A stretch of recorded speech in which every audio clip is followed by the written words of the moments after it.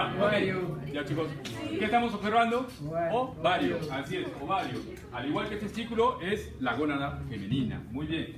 Ovario, el ovario, vamos a ver que está formado por dos partes. Una parte que es la periférica, que es la corteza, y una parte central, que es la médula. Muy bien, fácil. En la corteza vamos a encontrar la presencia de estructuras que van a ir madurando según el ciclo de la mujer, ¿no es cierto? El ciclo sexual de la mujer. Entonces, mientras estemos en una fase, va a haber un estímulo hormonal determinado, y en la segunda fase, otro estímulo hormonal. ¿Okay? Así funciona el ciclo femenino. Muy bien. Entonces, en la parte de la corteza vamos a ver estas estructuras, ¿las ven? Estas estructuras que parecen huecas, ¿qué cosas son? Folículos, son folículos, así es. Y el folículo va a dar origen ¿a quién? Al ovocito, ¿no es cierto? Al ovocito que será fecundado o no, dependiendo pues del azar o dependiendo de Muy bien, entonces los ovocitos que van a ir desde los más primordiales, chicos, desde los más primordiales, que son los más pequeños, por eso se llaman ovocitos primordiales, ¿no es cierto? Folículos primordiales, perdón. Y luego irán madurando hasta el más grande de todos, que será el terciario o folículo de Graf. Así es, que llega al máximo tamaño y por el estímulo hormonal se produce la salida del ovocito. Así es. Muy bien. Siguiente. Y efectivamente, miren, próximo a la corteza, porque aquí afuera estamos observando, ¿no es cierto? Estamos observando la parte más externa, ¿no es cierto? Esta parte más externa que es prácticamente es un epitelio que está cubriéndolo. Ya. Por debajo inmediatamente encontramos la presencia de estos folículos primordiales. Observen ustedes que el folículo primordial tiene en el centro al ovocito. Lo que estoy marcando aquí es el núcleo del ovocito y el citoplasma alrededor del ovocito. ¿Okay? Además, observamos que está tapizado por un epitelio. El epitelio es un epitelio simple, plano, muy bien, simple plano. Y a estas alturas ustedes ya tienen que diferenciar entre plano, cilíndrico y cúbico. Esto es plano, ¿ven ustedes? Aplanaditos los núcleos en la periferia, en todas ellas. Epitelio simple plano con el ovocito dentro. ¿Okay? Lo del centro, nuevamente, es el núcleo del ovocito. Folículos primordiales. Así es, siguiente. Bien, aquí estamos observando de mejor manera el folículo primordial. Nuevamente, epitelio simple plano alrededor, núcleo en el centro, nucleolo y citoplasma. ¿Okay? ¿Está bien? Todos, folículos primordiales. Siguiente. Muy bien, conforme se va avanzando en el proceso de maduración y el estímulo hormonal, vamos a ver que estos folículos primordiales van a pasar a un siguiente estadio. De epitelio simple plano pasaron a un epitelio cúbico. Un epitelio cúbico simple, ¿no es cierto? Esto caracteriza al folículo primario. Okay, entonces, primero primordial, simple plano. Epitelio cúbico, primario. Okay, primario inicial, porque solamente tiene una capita de células, nada más. Okay. Entonces, habrá un primario tardío, claro que tiene más capas de células foliculares. ¿Okay? Ya vamos a ir dando nombres, células foliculares. Nuevamente aquí, ven ustedes núcleos redondos, folículo primario, núcleo del ovocito en el centro, citoplasma alrededor. Igual aquí, folículo primario. Este de aquí, ¿qué será? Un primordial que está por acá, ¿no es cierto? Que todavía no pasaba a ser primario. Siguiente. Muy bien. Cuando ya vemos más capas de células foliculares, es cuando estamos hablando de un folículo primario tardío o final, ¿no es cierto? Así observamos, así como en el diagrama, ¿no es cierto? Varias capas, y yo no veo ningún espacio entre ellas, ¿no es cierto? Solamente se ve múltiples capas de células foliculares. Y aparece una línea aquí, una capita que se ve en rosado como un delineado. ¿Qué cosa es eso? La zona o membrana pelúcida. La zona pelúcida que va a ser importante. ¿Por qué? ¿Alguien tiene una idea por qué es importante la zona pelúcida? Es una estructura que el espermatozoide va a tener que atravesar, ¿no es cierto?, para la fecundación.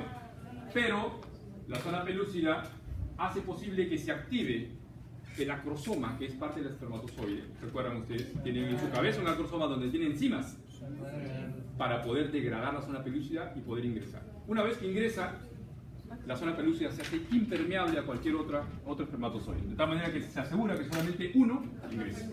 ¿Okay? Recuerden entonces, la zona pelúcida es importante porque estimula al acrosoma del espermatozoide. ¿Okay? Y tiene... tiene proteínas, ¿se acuerdan? ZP, la ZP1, ZP2, ZP3. De las tres, la más importante, la ZP3. La ZP3. ¿Sí? Muy bien, siguiente. Nuevamente, ahí chicos, silencio por favor. Seguimos avanzando en la maduración del folículo y vemos que aparecen en medio, entre las células foliculares, espacios con licor folicular o líquido folicular. Ya estos antros o estos espacios no coalescen entre ellos todavía. A ver, ¿me están entendiendo, no? Ya son espacios aislados. A estos espacios se les llama también los espacios de Cole-Exner. Cole-Exner, se escribe C-A-L-L, Exner.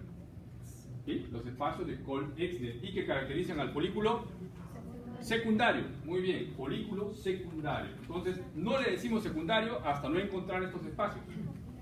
Si no, sería un primario final, como el anterior que vimos, ¿no es cierto? Cuando aparecen ya estos espacios con el licor folicular, hablamos de folículo secundario.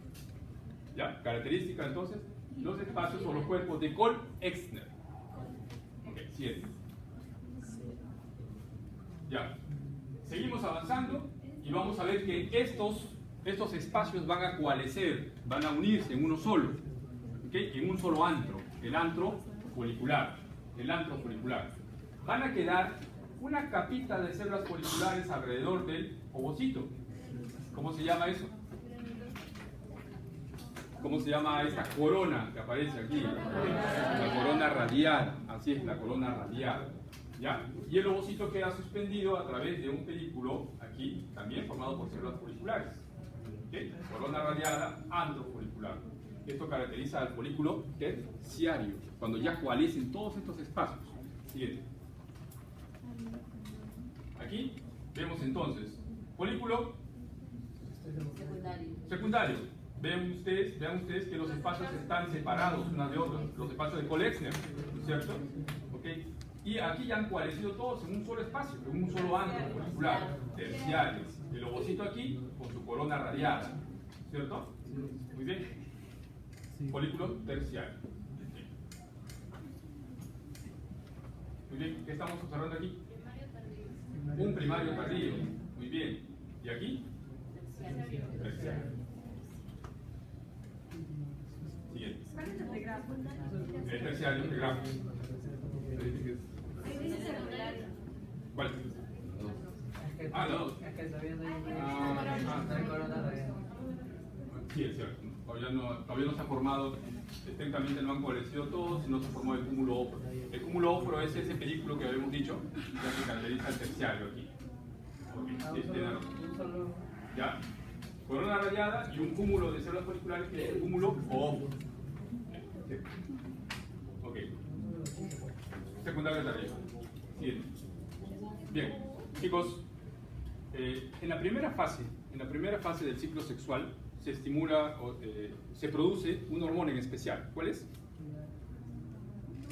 ¿Cuál es la hormona que se produce en la primera fase, en los primeros 14 días, por así decirlo? La FSH. Y esto estimula la producción de estrógenos. Y los estrógenos estimulan a la maduración de los folículos, ¿cierto? Por eso hemos visto todo el desarrollo de folículos gracias al estímulo de los estrógenos.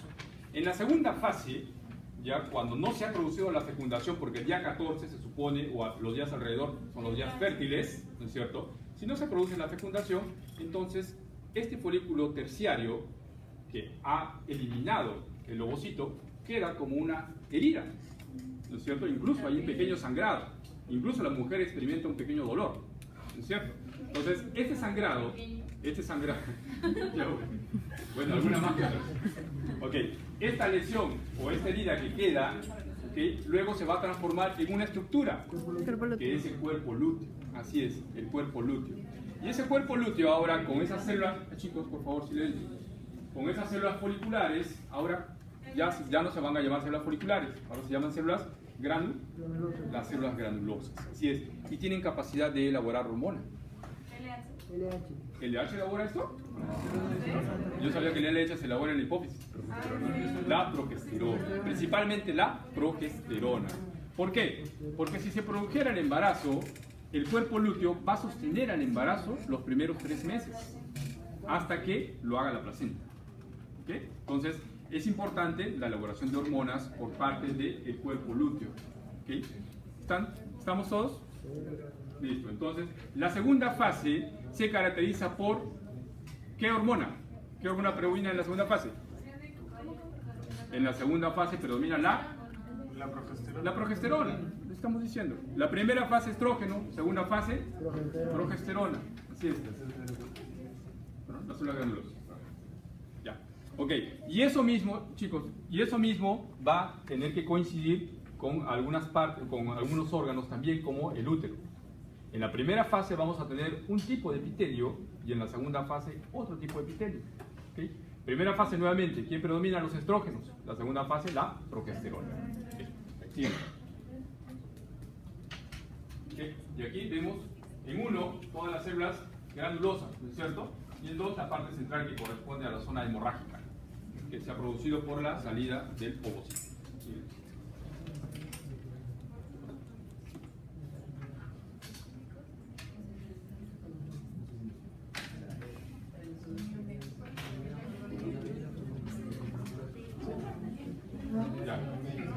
Ya, chicos, otra cosa más.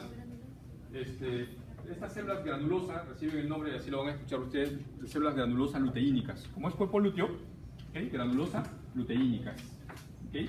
Y por fuera vamos a tener a tejido fibroso, prácticamente tejido fibroso que está rodeando, que son las tecoluteínicas. ¿Okay? Granulosa luteínicas en 1, tecoluteínicas por fuera, ¿ya? En 2. Perdón, no lo estoy marcando. ¿Okay? La granulosa luteínica. Bien. Muy bien. Conforme avanza, entonces, seguimos avanzando, se produjo el cuerpo lúteo. Ese cuerpo lúteo se reabsorbe la hemorragia y es invadido por fibroblastos. ¿Okay? Es invadido por fibroblastos, los macrófagos eliminan todo el resto de hemorragia y los fibroblastos elaboran tejido conectivo, ¿okay? Tejido colágeno. Entonces, lo que vamos a tener aquí es prácticamente una cicatriz. Y eso corresponde al cuerpo albicans o cuerpo blanco. Y efectivamente, cuando lo vemos en vivo, es blanco, es una cicatriz prácticamente, ¿no? Que con el tiempo también tiende a desaparecer. El cuerpo. Ok.